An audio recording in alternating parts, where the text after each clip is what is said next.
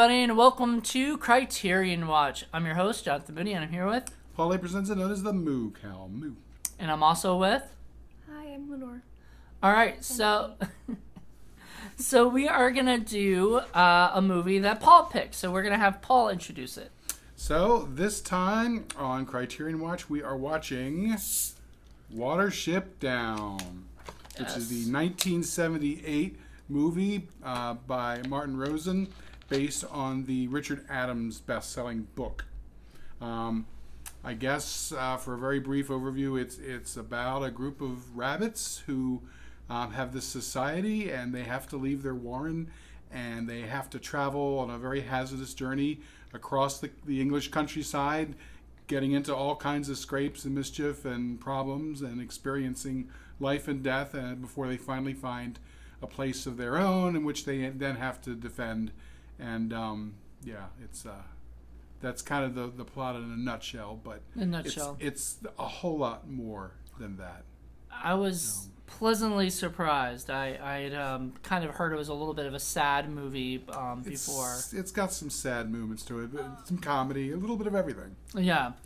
But yeah, I like the idea that like these rabbits are kind of like almost like humans in a way or whatever. Like they talk like humans to each other, though they have different words for different things. Right, they have their own words for things. They have their own society, basically. Their own mythology, their own way of explaining the world and why the world is the way it is, and their own reasons. And it's just like a human society, except they're bunnies. They're bunnies, and the humans are awful in this movie.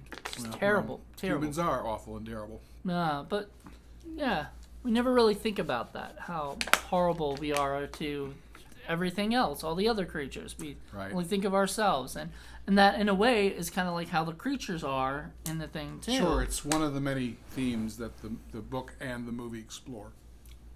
Definitely. To be honest, in the movie they seemed more like a bit of an off-screen danger than anything else. The other rabbit seemed like a bigger danger. Mm-hmm. Yeah, I think the one rabbit puts it best. Captain Holly, after he's gotten out of Ephrata, he talks about when the original warren that the group came from was destroyed, and he said it was men who did it, and then the one rabbit says, "Oh, men have always hated us," and he said, "No, we were just in their way." That's really what it was. No. I'll say this. There was a scene that I loved. There's a bunch of scenes that I loved in it, but one of my favorite scenes in it is when they're on the road and they're talking about the cars driving by, and oh my goodness, because we never think about how an animal would think of like a moving car, as a thing, driving by, like, oh, they don't seem to be bothered by us, or whatever. Right, and it's interesting because most of the rabbits have never experienced it because they haven't been around, whereas Bigwig knows because he's in their Ausla, so he's in the security group that has to go out and explore and patrol around and make sure everyone's safe. So he's had experience, and so he's sort of showing them by sitting in the road saying, "Oh, see, it just ignores you," and the one car goes right past him and it doesn't bother him. But then the next car comes on the other side and just almost hits him, and he gets all flustered. Didn't they call it the Roodoo? Yeah, they call it a Roodoo. Roodoo. Like I said, they had some strange names for everything. Like a fox was something. That's kind of like an onomatopoeia because you can understand the car going, so that's what they call it. Oh, okay. Yeah. That makes sense. And I think a hamba was a fox, and I forget some of the other terms. Yeah, they had a fox that they called. Lady? Was that? Sorry, she's okay. No. okay. But it's interesting because dog and cat were still dog and cat. Right. Which, that is interesting. I never thought about that. Mm-hmm. Do you think it might be because they heard the humans call it a dog and cat? Could possibly be. So they just, that's a dog and cat. Right. I don't think they hear, the foxes are coming, from humans.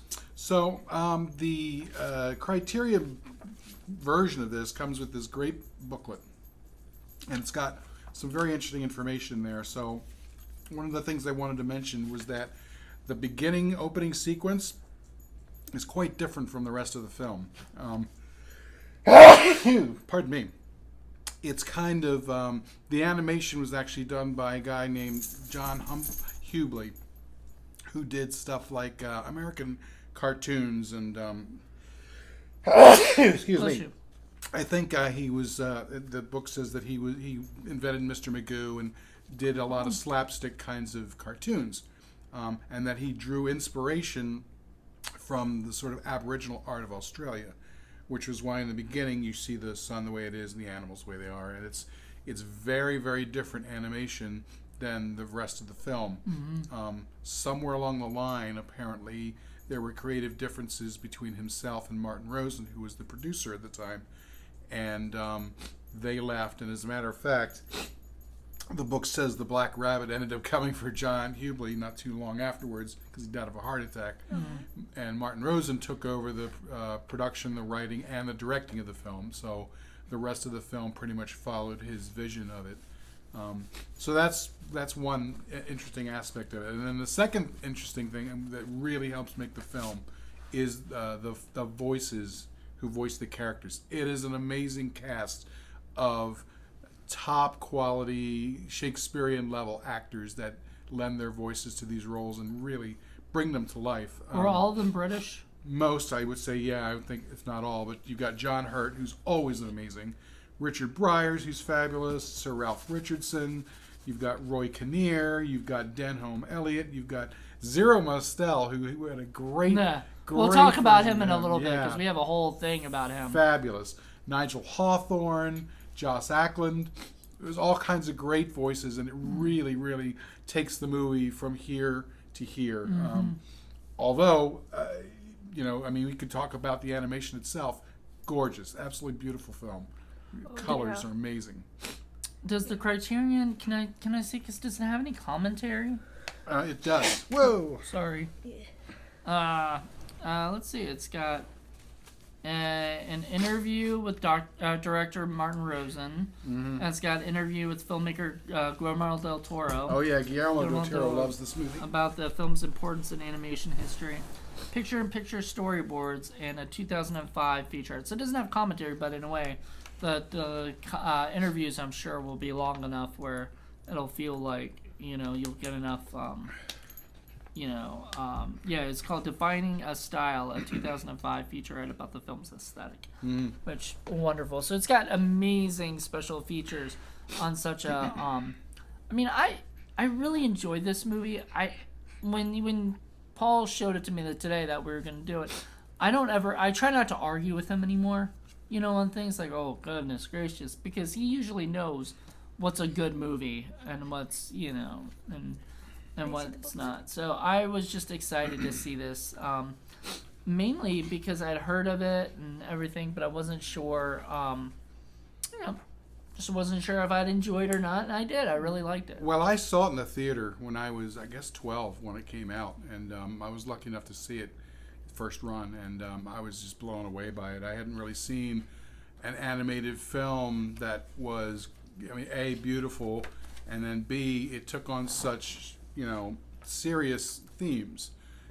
This is not a children's film, and I think early on when it first came out, it was kind of looked at as, it's an animated film, it must be for kids. Well, you can show kids it. I certainly saw it when I was a kid, but the themes are a lot more adult, and among other things, it definitely talks about how we are surrounded by death in the middle of life and how it affects every one of us. And, it's interesting because, the humans in this world seem a lot more powerful and a lot stronger than all the little bunnies and everything, but the Black Rabbit comes for everyone. Mm-hmm. We're all gonna.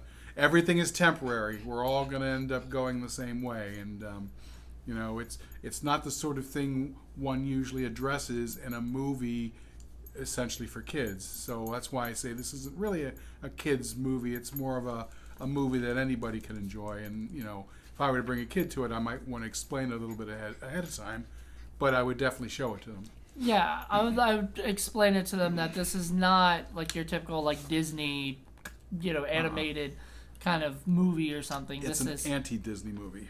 I don't think it's anti. Well, because there's some violence, there's some blood, there's some suspense. I mean, there's some really suspenseful time. There's some scary scenes. Oh yeah, I mean, absolutely. yeah, there's terrifying scenes, especially with the two rabbit colonies fighting each other and stuff. You just don't know what's gonna happen. And, General Woundward is a nightmare. oh my god, He's like one of the greatest cartoon villains of all time. he is. You know, it's amazing. Kind of reminds, and to go to Disney, kind of reminds me of Scar from, maybe they adapted a little bit of Scar, Scar to be from this, like, it's terrifying. He's a terrifying villain, for kids, like for a animated kind of villain. What I love about him is that, when the dog comes and the dog starts tearing up all the other ones, he's like, dogs aren't dangerous. And then the dog comes for him with teeth and claws, and what does he do? He goes right after the dog with his own teeth and claws. It's like he's not backing down. It makes sense that he'd think that because he spends all his time in the Warren. Right. I like that because at the end they say, like, did he live or did he die? Nobody knows. Nobody ever saw him again. But they say, if you mess up, or whatever, if you're a little kid and you mess, or a little kitten or whatever, Right. and you mess up, the general is coming General's after you. gonna get you. Yeah, which I think is great. It's funny. Once again, it goes to the thing of, like, these bunnies are very much like a human society, Right. or whatnot, making you think, like, when you see a bunny out, out there, is it gonna, are you gonna feel the same way? Like, it makes me, like, wonder about bunnies when I see them now. Yeah, and it's neat how they have their own creation myths and their own mythology and their own religion. In their world, God is called Frith, and the Prince of Rabbits, after they created all of them, is El Hurrah. Oh, hurrah! And they have this whole story about how he had to become a runner and a trickster because his people became so numerous, they were eating all the grass and all the other animals were complaining.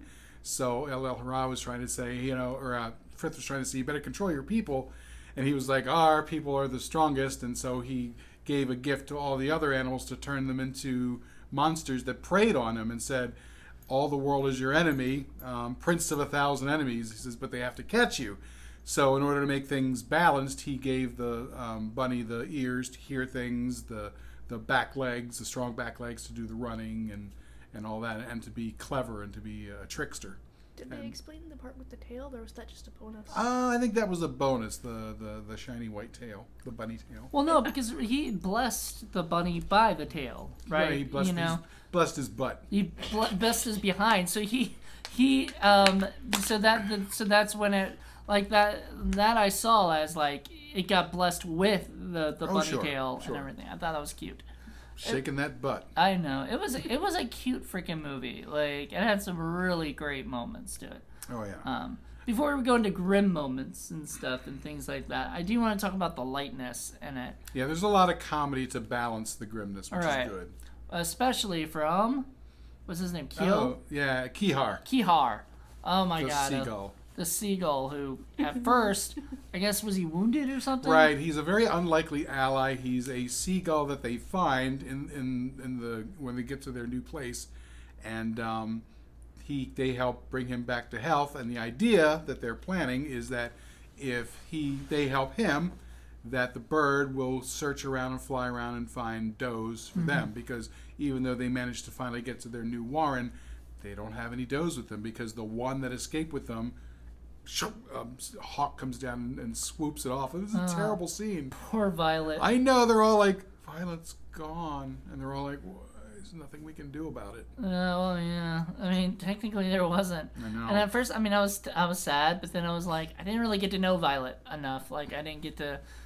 She wasn't around long enough for me to get to like. What I liked about it is, the bunnies were clever, and they made it so that they made the bird think that it was all his idea to go find them mates. So he's like, you dumb bunnies, you have no mates, you have no chicks. I don't know how they did that though, because like how they convinced him, because like the only other scene right before that is like the funniest scene, in the world. Is it? What is it? Kiog is going like this way, and then his butt. What was the other one? Bigwig. Bigwig was right behind him, trying to get through, and so he's just like, "Screw it, I'm just gonna push right through him." And he's like, "Ah, yeah."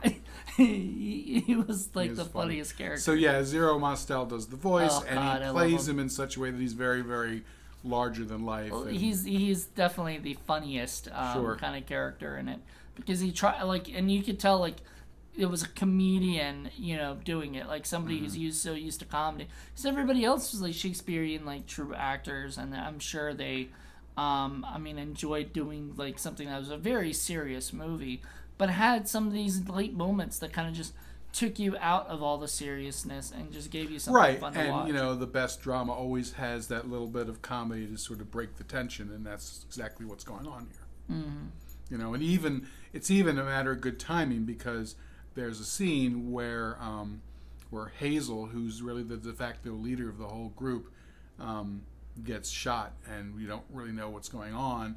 And Fiverr, who's the little guy who saw the whole thing coming, they go to tell him, and he's like, "I don't believe it." And he goes off, and he starts seeing visions of the Black Rabbit, and he follows it down there, and then he finally finds Hazel by finding this trail of blood that goes into a pipe. And you hear the beating heart, and you're like, "Oh goodness, is he alive? Is he dead?" And then you cut, and here's Kihar back again, to sort of relieve the tension and bring a comic moment. But he also comes and helps get rid of the bullet from Hazel. You And take out black stones. and he just starts eating all black stones, which is weird because there's only one black stone, right? No, shotguns probably shot a bunch of pellets. Okay. So there you go. But yeah, Buckshot. it was sad that that happened. However, Hazel, continued to help out, and all the way up to the end, up to the end. Sorry. I believe it was Hazel who came to the general and offered his life, right? Oh yeah. And stuff. And then they said, "Nope, we're not gonna let you do that." And then he even tried to do it to their god. Was it Rod? Was the god's name? El Hara. Not that one. The original god, Frith. Frith. I think, didn't he say something to the gods and said, I'll take me. Oh yeah, and they're you all can- saying, you can. There's always somebody trying to make a bargain, but there are no bargains. There are no bargains. So it was, it was kind of sweet. It's like, in life, that's kind of what it's trying to say. In life, there are no bargains. There are Right. no, you have to defend yourself. You have to survive, or if you get eaten, you get eaten. And the thing is that you look at the characters. Hazel's definitely the sort of quiet, smart leader of the group, the one who keeps everyone together. Bigwig, even though he's the biggest, he's kind of the protector of the group. He's the strongest one, but he's not really the smartest. But he doesn't have to be. He's the fighter of the group.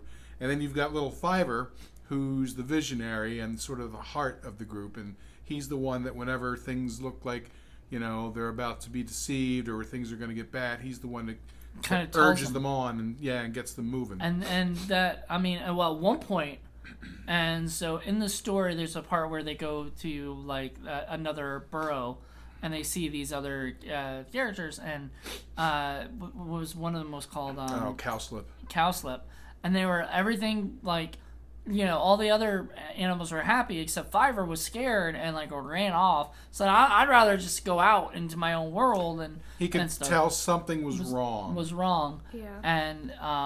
And then they figured out what happened is the whole place is rigged with wires and other things, and it's just basically one big death trap, and Right. just staying there would be dangerous. And what's his name almost dies. Bigwig almost Bigwig, dies. yeah. Almost dies. I was sad. I thought he did die. Spoiler alert if you haven't seen the movie. If you haven't seen the movie, you shouldn't probably be watching this, by the way. Yeah, Bigwig almost dies, does not die. He comes back to life in a way. Right. And- And his group is the one that helps him. The other rabbits don't bother. They say don't even bother because they're fatalists at this point. They're just waiting for their turn, and they're accepting the free food, but they know that it's only a matter of time before one of them is going to die, and so they don't care. Right. And so one of them has recites a poem, pretty much a death poem, where he's talking about a stream taking me on your dark journey, and that's the thing that finally sets Fiver off. Is like, that's it, I'm out of here. This is ridiculous. Yeah, this is getting kind of like, there's something wrong with this place. And it's funny because they go into the warren and they note that it's clean, that it's much bigger than it probably should have been, and there's all this great stuff. There's like cabbage and carrots and stuff are there, and they say that the man brings it to them, and they're like, why would the man do that? And one of them even questions and says, do you think the man just gives it to us out of the kindness of his heart? And everybody in the audience is like, no, we know exactly what's going on. Yeah. But they don't know. They're innocent, Wow. It's only until Actually, Fiber figures it out. I got the impression that Cowslip wasn't so much fatalist as it was that he was trying to lure them in to reduce the chances Oh, sure. of anybody in his warren group. Oh, sure. You bring in more necks for the noose.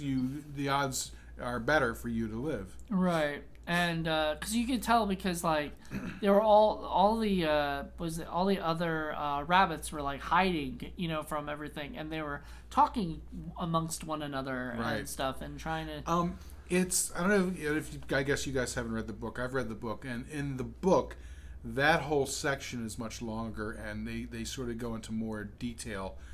But the thing is that with this film, I mean, this is already a little more than an hour and a half long.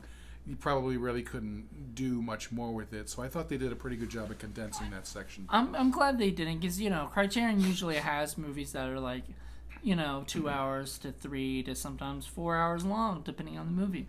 And I see an hour and a half for this movie. I think that was the perfect time. Like, no, didn't need to be shorter, it didn't need to be longer. This was just the perfect length for the film, because it kept my attention throughout the whole thing. I have a short attention span. You've seen it. So anything like this just will. I mean, and I didn't grab my phone, which is a good thing. Big thing for me. Right. For the my attention span is dwindling. So Lenore, we've kind of been taking up all the time here talking. Let's hear your thoughts about the film. Well, the first thing that really stood out to me was actually the first sequence with that artwork as they explain the rabbit's religion, which was amazing. It was amazing artwork. It was well written and everything. And then other things popped out, like in Cowslip and the others in that one warren. Mm-hmm. I noticed that they had surprisingly really realistic proportions. I think they were hares, not rabbits. Okay. They looked like it. I think Woundwort was a hare. Yeah, but I noticed their arms looked along with their paws too, which is. I know he seemed to hop very differently than the others. So he was kind of like. Yeah, that's why I said. That's why I thought they were hares at first. Mm-hmm. But they probably were. But, yeah, their proportions were a lot more realistic for rabbits, which made them kind of creepy looking. I know, and it was funny because I think he said something along the lines of what we need is dignity. It's kind of like, that's why I got the whole fatalistic acceptance of their situation, Dignity and death, or, yeah. Right. So what else? Well, Woundwort? Woundwort. Okay. He was just creepy. Yeah. All kinds of creepy, half blind, his other eye was blue and it looked like it was glowing. But those rabbits, they all had blue eyes and it was creepy. Oh, the Africans, yeah. Yeah, and I think that might have been a reference to, like, Aryans, to Nazis. Well, possibly. I think it's also a reference to the fact that they talked about how the warren was overcrowded. So you've got to think there's probably some kind of inbreeding issues going on, because they were talking about how they couldn't really produce litters anymore. And that's one of the reasons why that group wanted to leave and start a new warren. And of course, Woundwort and the others don't like that idea, because now they don't want to give independence to this other group of rabbits where, before they had it all under control. They had it so that everybody belonged to a certain group. You can only go out to eat during your time. And it was all very structured and hierarchical. And, just like human societies are like that, and they don't like people to go off and sort of do their own thing. They want to control you. Once again, very selfish and very, like, you know what I mean? And which Right. is funny because that's our yeah. human nature. And so it's kind of comparing that human nature and, like, animal natures are similar, Certain plants that are only set aside for the Ausla or for the the hierarchy.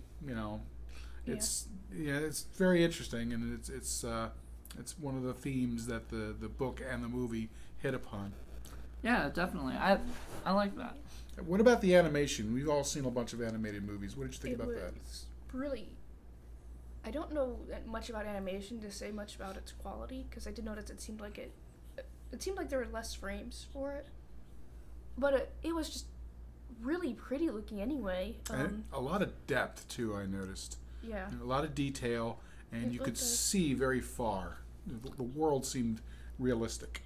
So you said, I believe, that in the beginning of our show, you mentioned that the animation changed from one to the animation that we saw later in the thing from the very beginning. Right. With the, because I noticed, like, a lot of them look like peace, like have the peace sign, like, on the characters or whatever, like, when they created, like, the wolves and the other animals, or whatever, not just the rabbits, Mm-hmm. And then they had all the rabbits get killed in the beginning except for the one who, got made king of the rabbits and got to run off.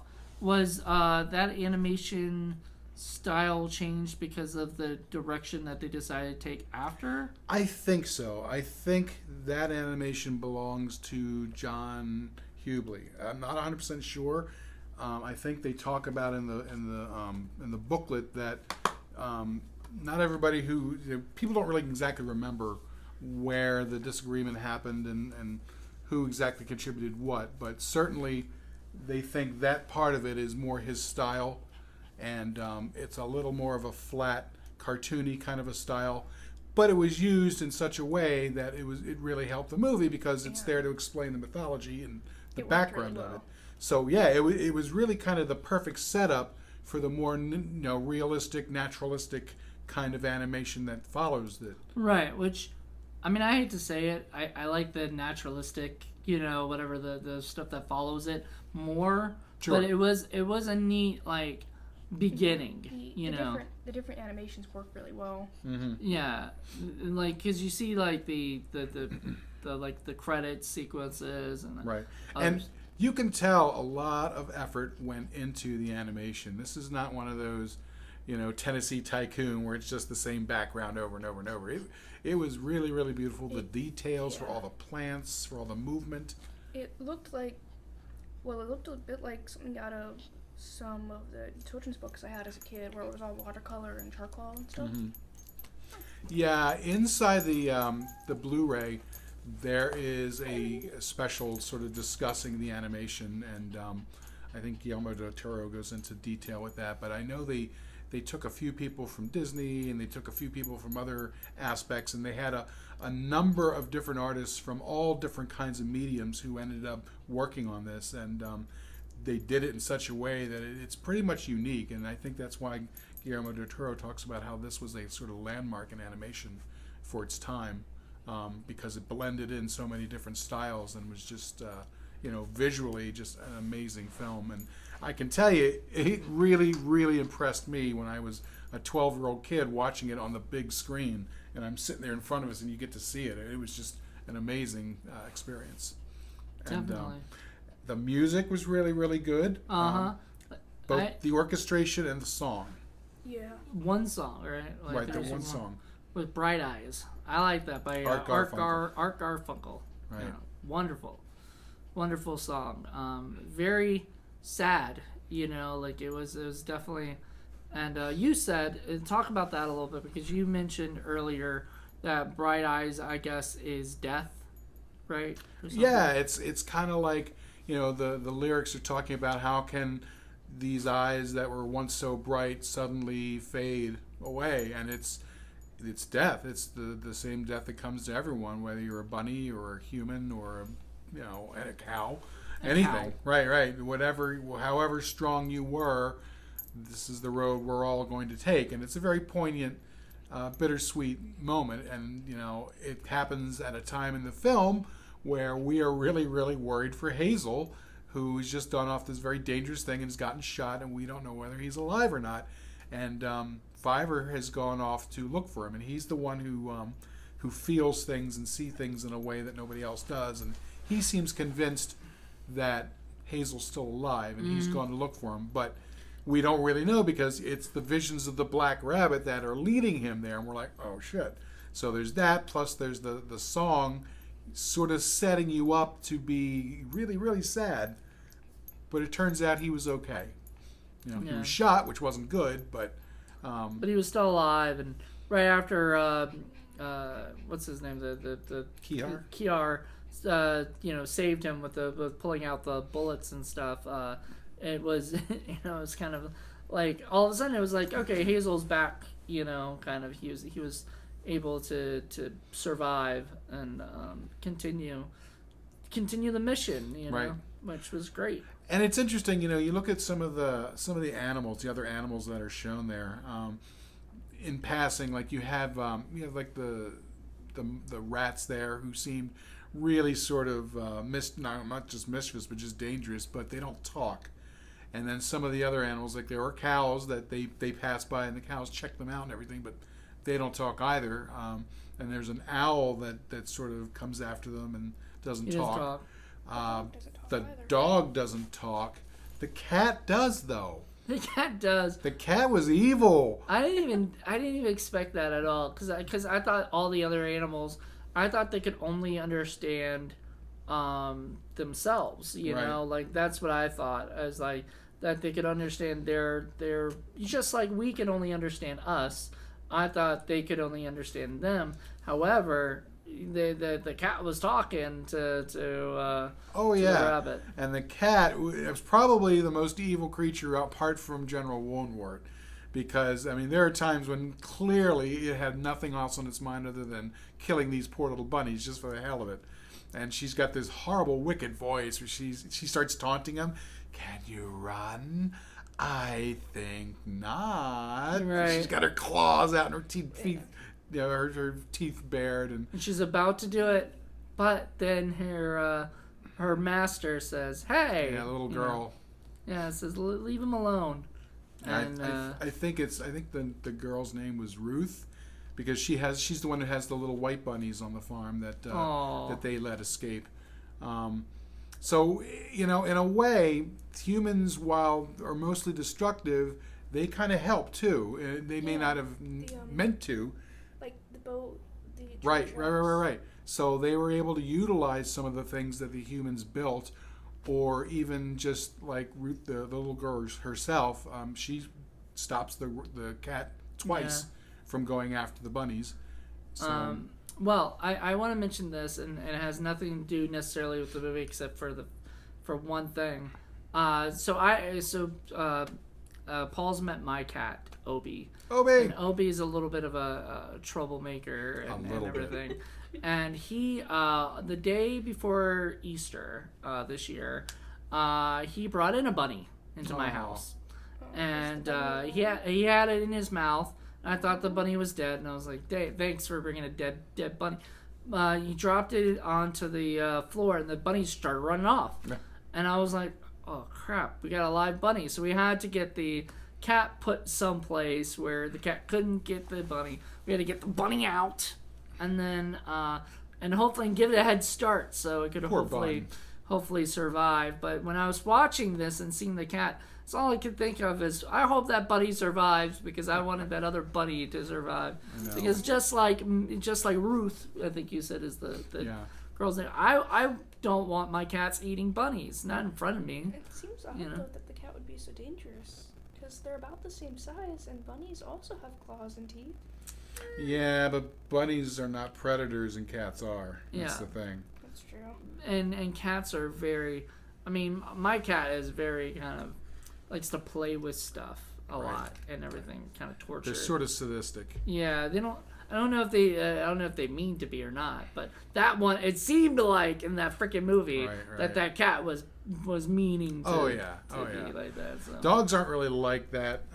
They'll just, they react immediately on instinct, and it's almost as if the movie was saying the cats are a little smarter, so they have language, whereas the dogs maybe, are not quite as smart to have language, but, kind of dumb, but just acting on instinct. Sorry, I was closing my dog's ears so she didn't hear you saying she was stupid. Yeah, well. Maybe it's not stupid at all. Joking. Yeah, I don't know. It's just a thought. No, it was like, it's a wonderful thing where, you see the dog goes after the rabbits and eats them, because like you said, it's instinct, and that's what he knows. It knows like, hey, there's a rabbit. I don't know why. I chase and I kill. I chase and I kill. And then the cat is talking and taunting the poor rabbits, and then torturing it before he kills it. Yeah. So then, so that makes total sense. Sure. That. Yeah. And it's interesting because the reason why poor Hazel gets shot is because he's trying to free the white bunnies from the farm, and they do, and some of them escape. But some of them are just sitting there because they've never been outside the warren or outside of their cage. They don't understand. So he's trying to get them to move, and they won't move. And that's when the farmer comes in with his shotgun, and he sees them, and he knows that they're not part of that group because they're not white. And he knows that that's no good, so he gets the gun and he's firing at them, and that's when he gets shot. I don't understand that. Like, as a hunter, or as a human, like I guess I don't run like a farm, so I wouldn't know. You know what I mean? Well, rabbits are considered pests. Wild rabbits are, because they'll get into your garden, they'll eat up all your stuff, they'll dig holes. I can understand that. You can understand killing a rabbit, though? I can understand a farmer wanting to do it. I would never do that. But, in a farmer's world, he has the little white rabbits that were bred to be pets, which is what his daughter has. And then bred for food. Or bred for food. And then you have the wild rabbits that are pests.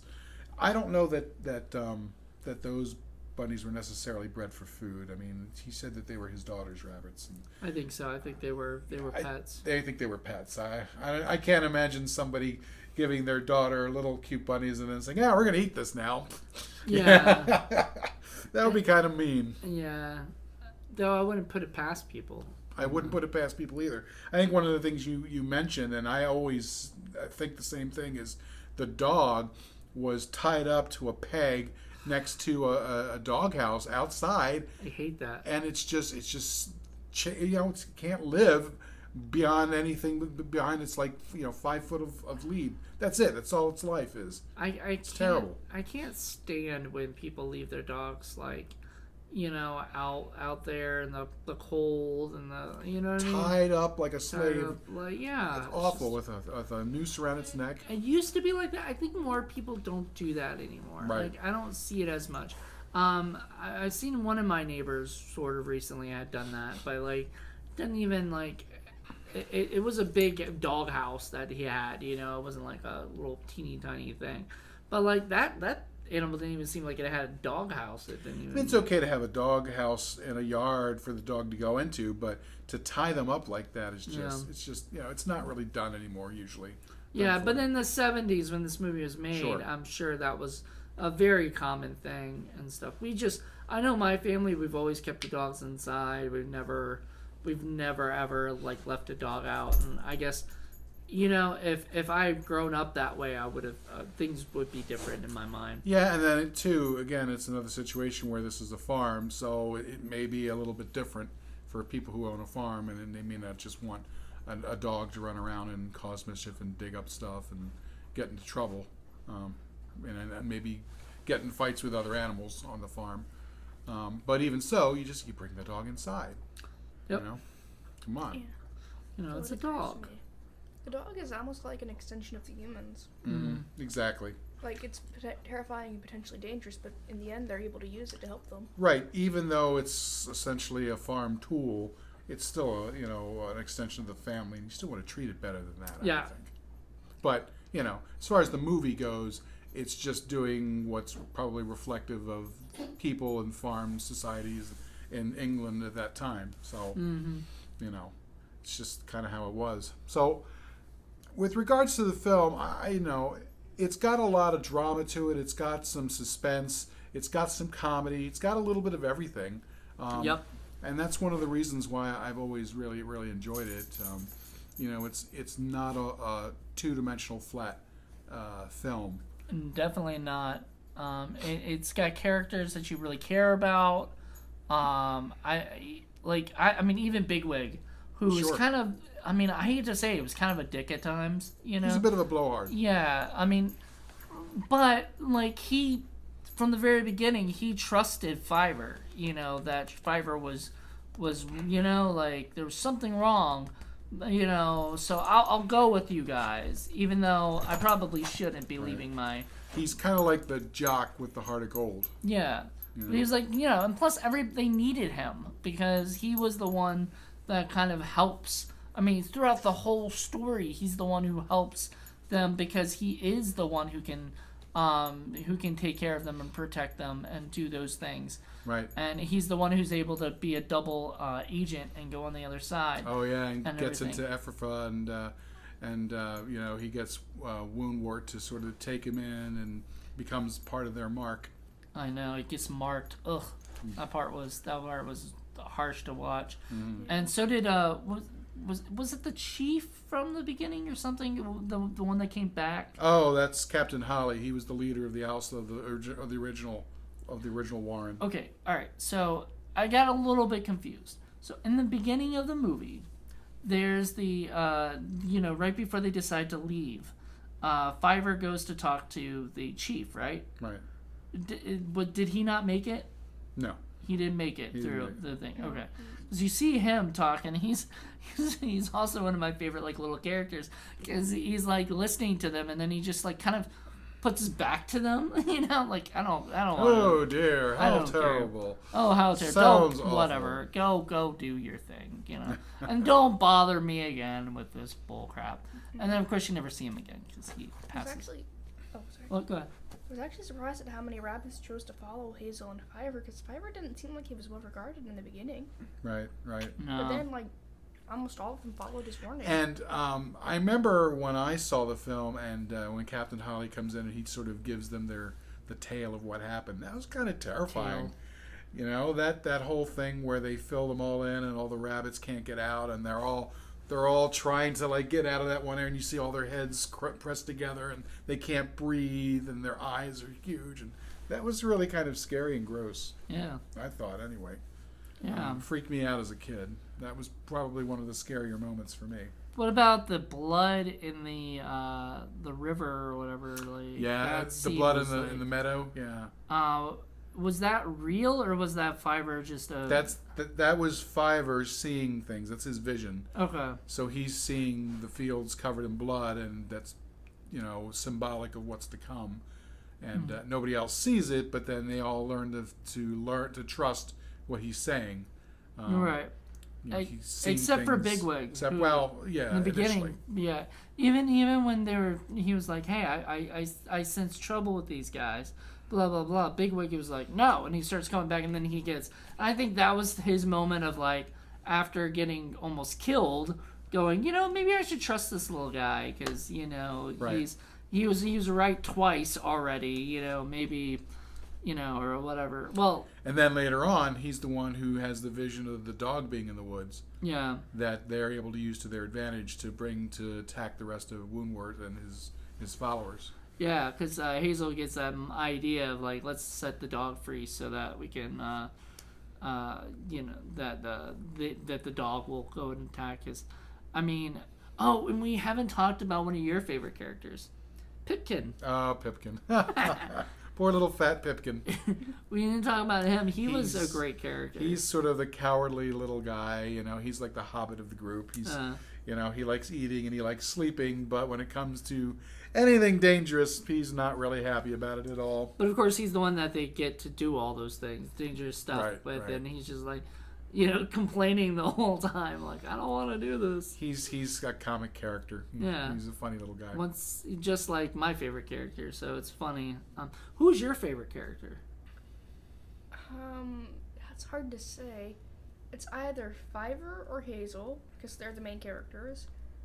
But, because, you're supposed to like the main characters, but I think my favorite would be either, Ifrit? Which one? That's not his name. Ifrit? Frith is the god. Okay, Frith and the Black Rabbit of Inlay. Oh yeah, the Black Rabbit's pretty cool. Yeah. Black Rabbit's pretty cool. Oh yeah, you gotta say. I also like Heisenflay. Heisenflay, she's the one who comes from. She leads the group from Ephrafa. She's. I guess she's tried before and been beaten down, but Bigwig is able to convince her, and she sort of becomes the de facto leader of that group. But she's also like a mix of them, of all of them, of Bigwig and Fiverr and Hazel, where she's got the leadership. She's got role. she's got a little Pipkin in her. Maybe a little Pipkin, but she's also talks about how she can see things that sometimes become true. So and then it's funny because then Bigwig's like, "Oh, I got somebody you should meet." Talks just like you, but so clearly she's kind of got a little bit of all of their personality in her. So she was kind of cool. I liked her, but I just the only problem I had was that you didn't really get to see her much. Right. Like she was kind of in it. But the times that you did get to see her were wonderful. And it's another thing where there's more of her in the book. Oh. But you can only do so much in the film. So I highly recommend, if you like the movie and love the movie, definitely read the book. The book is fabulous. It's one of the best books that I've ever read, and it's really, really, really good. You should check it out. Well, I guess overall, I thought it was a wonderful movie. I was pleasantly surprised. I mean, I didn't know going in if I would enjoy this or if I would, not. Well, you got to figure it's going to be a good movie if it's going to be on Criterion. It's not most necessarily of the time. Not all the true. time. Most of the time. And I'm just saying, like, I'm not saying Criterion you don't do a great job. Don't get me wrong. Especially Paul picking Criterion movies. Like, I wouldn't show you Criterion movies I have that I don't like. The whole point of the show is to do ones that are great. And so far, I've loved every single one that Paul has picked. However, I'll just say, like, you just don't know. Oh yeah, there are movies on Criterion's group that I don't particularly like.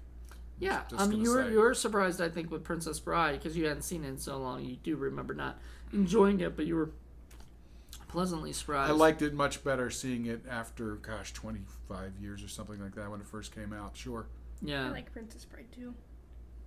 But there are other films that just seem boring or pretentious or they just don't interest me. So, and I understand they may make a contribution to world cinema to the point where Criterion has decided that they're worthy to be restored and everything, but that doesn't necessarily mean that I'm going to enjoy it. So when it comes to my turn for picking one, it's a pretty good bet I'm not going to choose anything like that. Yeah, and same with me. Like, the movies that I've picked so far, like Seven Samurai, and which I hadn't seen before, or wait, I think I did see it. I mean, for example, and this is a movie we've both talked about, and I know a lot of people really like it, and I don't know if it's on Criterion or not, but Five Easy Pieces. Oh, it is. There are a lot of people that think that that's a great film. I find it dull. I find just not interested. It does have that one great scene, though. Has the great scene with the chicken and the knees. And Jack Nicholson is always worth watching. However, overall, is it Bob Rafelson? I didn't even finish it. I finished it. It's just like, okay. Yeah, it's one of those things. I'm not gonna lie. Easy Rider, not a fan. No. I like Easy Rider better than that one, but I can see how some people would not. It had some moments that were great in it and everything, but overall, thought it was just kind of not my kind of movie. And there are certain films that have been considered Criterion worthy that I don't particularly agree with. Yeah. Not The Breakfast Club, but I forget the name of the other movie that was kind of like the big baby boomer movie where they all got together and it was all the Big Chill. Big Chill. Oh. Yeah, that was the one I watched recently. Just boring. Found it dull. Very boring. I had some great moments in it that the famous scene of them like singing and dancing in the kitchen or whatever. Liked it, but other than that, like it Overrated. It was not what I No, enjoyed. not, It. And then, not Criterion worthy in my personal opinion. or I'm not a really big fan of In-Laws. I bought that. Yeah. With having what not the seen hell? it, and I thought once again, couple great scenes, but overall kind of a boring movie. Not mine. So I don't know whether that's Criterion's way of sort of reaching out to more popular films to sort of bring in more people. I don't know. Or maybe they think that these movies, because the In-Laws was probably a comedy that had a significant impact on political situations or whatever it was. At that time, that maybe that's what it was.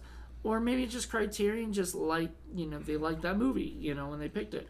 But they're releasing, like I think we talked about the last time, they're releasing Matewan on great movie. which we just did for Film Freaks. All three of us did for Film Freaks. And I would have done for Criterion Watch had I known, but it hadn't come to my attention yet. Well, it's not even out yet. Right. Not till And October. it certainly deserved it. Actually, a lot of John Sayles movies deserve it. He's really great So, director. I mean, the fact that it's coming out, we were really fun. It was funny because we were talking about it, and we were talking about how it needs to be out, and then it was just announced. So, Criterion. Someone's listening to me. Maybe that was it. There you go. But yeah. So the whole point is, we enjoyed this movie because this is definitely a very, I mean, in my opinion, this was a very well done animated. Sure. Like film that had a message. The message was like you just can't escape death, and it's a part of life, and that but what you can do is you can live. You can live your life the way you can live, and that's what I think. That's how I got out of this. In addition to all that, it also happens to be a fabulous, gorgeous animated film. It's a landmark animated film, and definitely get the Criterion Blu-ray version, the special edition, and definitely check out the Guillermo del Toro featurette where he talks about how important this film was and how it inspired so many other movie creators later on. What was your last thoughts on it? I really liked the ending. The movie reminded me of The Secret of Nim. Ooh, Secret of Nim, yeah. I haven't thought about that movie in a long time. Yeah. Very, very impactful animated movie. I liked the movie a lot, actually. I liked the ending. I liked every part of it.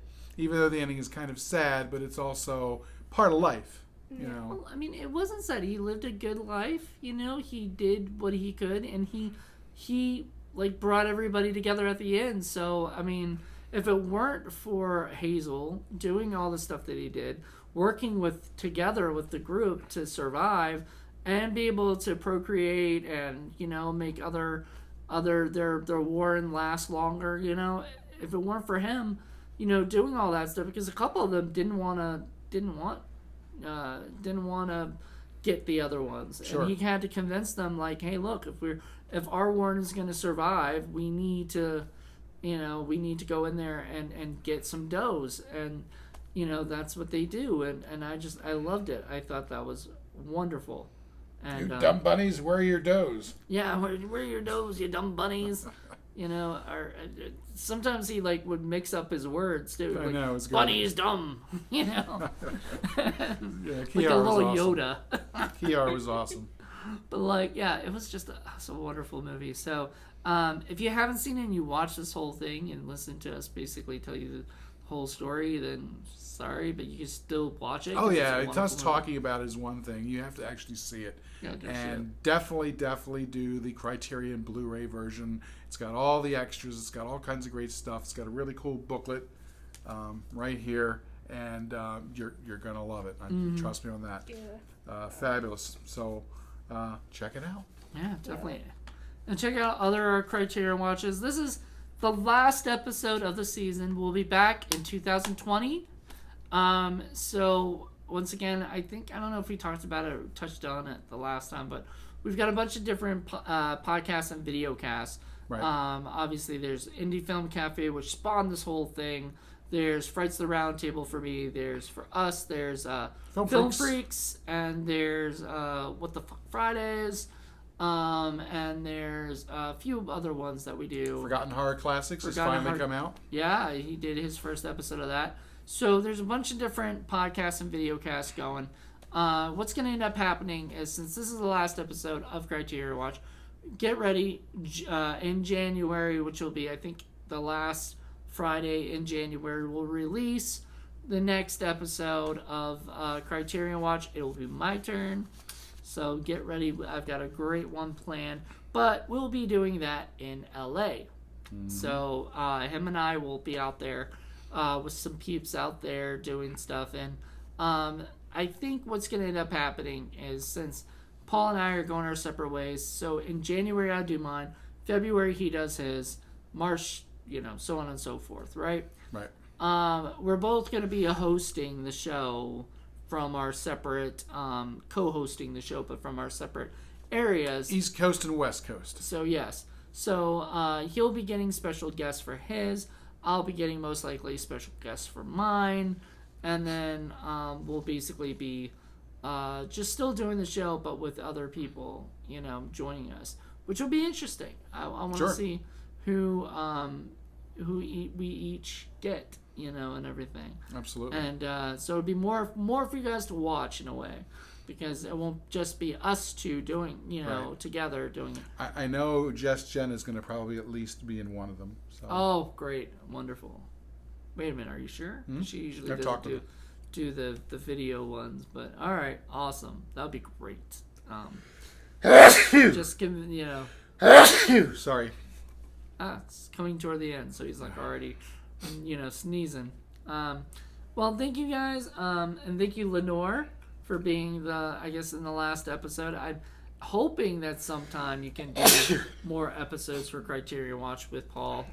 If you're we're trying to get her to come back. Yes, if you're around, you may still be around in there, next year. Who knows? I hope so. Yeah, she hopes so. Paul hopes so for sure. So. Continuity Monkey especially hopes so. But most likely, this is the last episode for Lady for a while. So I have no idea what she'll be back for. So, but join us next month for the last episode of Film Freaks for the season. And most of my shows are ending in October or November, except for Indie Film Cafe, which will still be around till the end of the year. Right. And when we say ending, we just mean for this year. Yeah, for this year. Come January, it all starts up again.